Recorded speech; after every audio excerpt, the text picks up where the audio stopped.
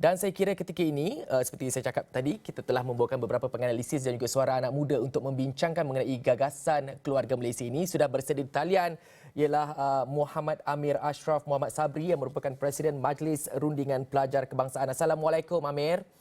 Waalaikumsalam. Amir, saya pasti Amir menjadi sebahagian daripada rakyat Malaysia yang mendengar penuh ucapan Perdana Menteri sebentar tadi.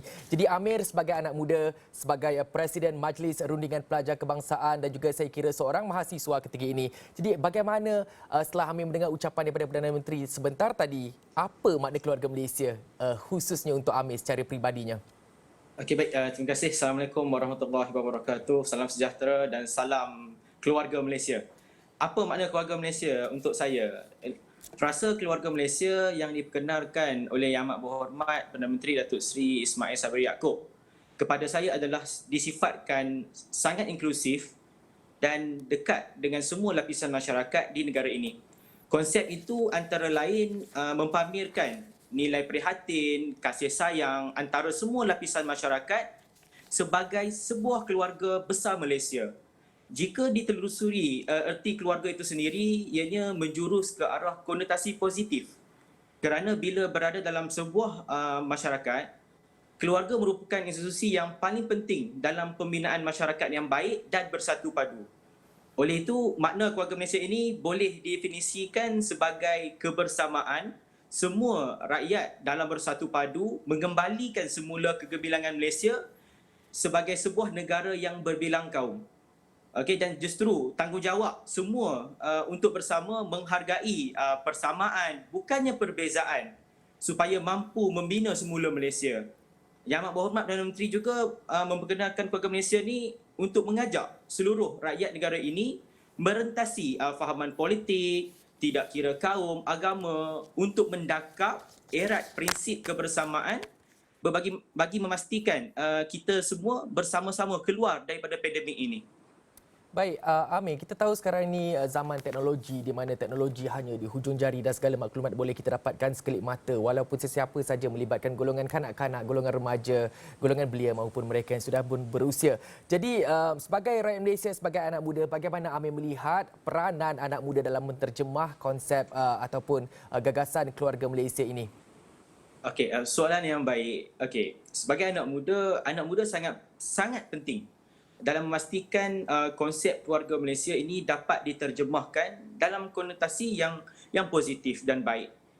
Ini kerana anak muda lah yang bakal memimpin menjadi pemimpin negara suatu hari nanti dan perlu diberi peluang dan juga ruang dalam memastikan konsep ini dapat terus direalisasikan pada masa hadapan. Kalau kita lihat balik rancangan Malaysia ke-12 yang baru saja dibentangkan oleh Yang Amat Berhormat Perdana Menteri Datuk Seri Ismail Sabri Yaakob, yang mana kapasiti dan keupayaan beliau itu sendiri akan dipertingkatkan bagi melahirkan pekerja mahir selain semangat patriotisme dan tanggungjawab kepada negara yang juga akan dipupuk. Anak muda kita lihat pada hari ini menjadi pemimpin keluarga Malaysia pada masa hadapan. Oleh itu, mereka perlu terus dibimbing dan diberi sokongan untuk bersama-sama mencorak masa hadapan Malaysia. Kalau kita lihat semula pelan kebangsaan pemerkasaan ekonomi belia yang sedang dirangka untuk memantapkan peranan anak muda dalam membangunkan negara. Jadi konsep keluarga Malaysia ini sebagai dasar utama negara dan nescaya anak muda akan secara dengan sepenuh hati dan jiwa akan membantu negara dalam menterjemahkan konsep ini dalam bentuk kejayaan demi kejayaan untuk sebuah Malaysia yang makmur, aman dan sejahtera. Baik Amir, dalam gagasan keluarga Malaysia ini, bagaimana Amir melihat penglibatan anak muda itu penting untuk dititik beratkan dan bagaimana dengan peranan anak muda itu mampu mempengaruhi masyarakat khususnya untuk terus berpegang teguh kepada konsep telah diterangkan oleh Perdana Menteri sebentar tadi dan bagaimana juga konsep ini untuk kita nak fahami apatah lagi ketika negara berdepan dengan pelbagai cabaran ketika ini, contohnya cabaran berkembang seperti ekonomi dan juga kesihatan. Amir. Okey, dalam keadaan kita sedang menghadapi cabaran berkembar iaitu ekonomi dan kesihatan ketika ini serta seterusnya menuju ke arah endemik. kita perlu mendalami konsep anak muda ini dengan lebih mendalam serta melihatnya secara lebih holistik. Hal ini kerana pada hari ini fasa perubahan generasi sedang berlaku dan anak muda sedang memainkan peranan yang amat besar buat negara. Boleh dikatakan anak muda pada hari ini adalah penentu kepada bagaimana kita boleh mengatasi kedua-dua cabaran ini yang seperti mana yang nyatakan tadi. Anak muda mestilah terus berganding bahu dalam memastikan ekonomi negara kita kembali pulih, kesihatan rakyat di negara ini terjamin dan juga negara dapat dipulihkan. Kerajaan pula perlulah sentiasa membuka ruang seluas-luasnya kepada anak muda dalam pelibatan proses pembuatan keputusan, merangka dasar-dasar yang mesra dengan anak muda serta memberi ruang kepada anak muda untuk terus memimpin. Baik. Saya yakin dan percaya sekiranya anak muda terus diberi peluang, insya-Allah Malaysia akan mampu melahirkan pemimpin muda yang berkaliber, berwawasan serta mempunyai kemampuan berfikir rasional yang arah tinggi untuk masa hadapan negara. Baik, Amir, tadi Amir ada mengatakan bahawa perubahan generasi dan saya percaya saya juga pernah muda, Amir juga masih muda ketika ini dan banyak sebenarnya golongan muda ini mudah terpengaruh dengan apa yang dibaca di media sosial khususnya. Jadi perubahan ini pastinya akan orang kata akan memberikan satu dinamika, satu perkara yang orang kata memang dah normal dalam pembentukan sesuatu gagasan itu. Tapi pada pandangan Amir sendiri, apa antara cabaran yang ditepani oleh pemegang taruh khususnya dalam menjayakan aspirasi dan gagasan seperti yang telah diumumkan oleh Perdana Menteri sebentar tadi, Amir? Apa antara cabaran dia? Okey, antara yang cabaran yang saya lihat sebagai generasi muda pada hari ini dan juga sebagai seorang pemimpin pelajar, kita melihat pada keadaan, sebenarnya saya melihat pada keadaan politik semasa. Terutamanya krisis-krisis politik yang berlaku yang mungkin sedikit sebanyak akan menjadi cabaran. Dalam kita nak merealisasikan keluarga Malaysia yang mana pada pandangan saya dalam keadaan negara yang sedang berada di fasa pemulihan ke arah endemik, sepatutnya semua pemimpin ataupun ahli politik perlulah bekerjasama, bersatu hati untuk kita memberi fokus kepada arah untuk memulihkan negara dan juga untuk memastikan ekonomi kembali pulih dan juga kesihatan dan juga rakyat kembali seperti sedia kala. So yang tu yang tengok saya melihat antara cabaran terbesar dalam keadaan dan situasi sekarang ini. Baik, Amir ada juga menyentuh mengenai keadaan dan juga situasi politik negara ketika ini. Seperti kita tahu, ada beberapa cabaran yang berlaku ketika ini dalam bukan dalam pentadbiran Perdana Menteri, tapi situasi politik ataupun gelora politik yang berlaku di negeri Melaka ketika ini. Sebagai seorang pemimpin, sebagai seorang anak muda, bagaimana Amir melihat pelaksanaan Undi 18 dalam tempoh terdekat yang merupakan satu rang undang-undang pindaan perlembagaan akan dibentangkan?